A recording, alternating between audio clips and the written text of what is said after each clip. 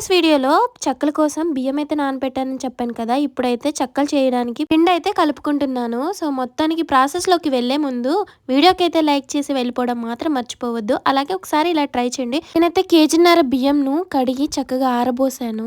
పిల్ల దగ్గరికి వెళ్ళి పిండి పట్టించుకొని వచ్చాను. దాంతో పాటే 2 గంటల ముందే నేనైతే వాటిలో కావాల్సిన పప్పులను అయితే నానేసుకున్నాను.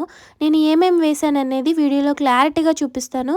వీడియో స్కిప్ చేయకుండా చూడండి, చాలా బాగుంటుంది. పెసరపప్పు వేసాను, శనగపప్పు వేసాను, సగ్గుబియ్యం వేసాను. సగ్గుబియ్యం వేయడం వల్ల టేస్ట్ అయితే డబుల్ అయిందబ్బా. నేను ఫస్ట్ టైం ఇలా చేయడం చాలా బాగుంది. ఇప్పుడైతే పిండిలో నేనైతే బటర్ అయితే వేసాను. అది నెయ్యి కాదండి, బటర్ ని కరగపెట్టి వేసాను. ఒక 5 స్పూన్లంతా. తర్వాత జీలకర్ర, ఉప్పు వేసి మంచిగా కలుపుకొని పిండి ఇలా కలుపుతుంటే చేతికి ముద్దయ్యేటప్పుడు నానబెట్టుకున్న పప్పులు వేసుకొని చక్కగా కలుపుకోవాలి. ఇందులో సగ్గుబియ్యం కూడా యాడ్ చేసుకున్నాను.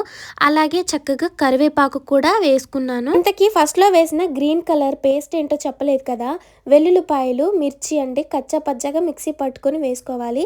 దీని వల్ల కూడా టేస్ట్ అయితే చాలా బాగుంటుంది. ఇంకా పిండిలో ఇవి వేసుకున్నవన్నీ చక్కగా కలిసిపోయేదాకా కలుపుకున్న తర్వాత వేడి నీళ్ళతో పిండి కలుపుకోవాలండి. ఇంకా నేనైతే బటర్ మెల్ట్ చేసిన గిన్నెలో వాటర్ అయితే కాగపెట్టుకొని వాటితోనే యూజ్ చేసుకుంటున్నాను.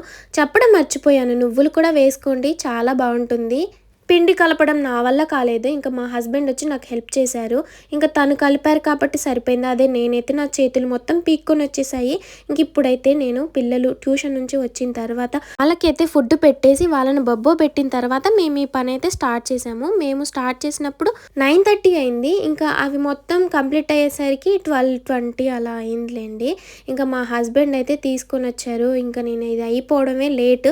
చక్కగా ఫ్రెష్ అయ్యి వచ్చేసాను. చూడండి టైం ఎంత అయిందో.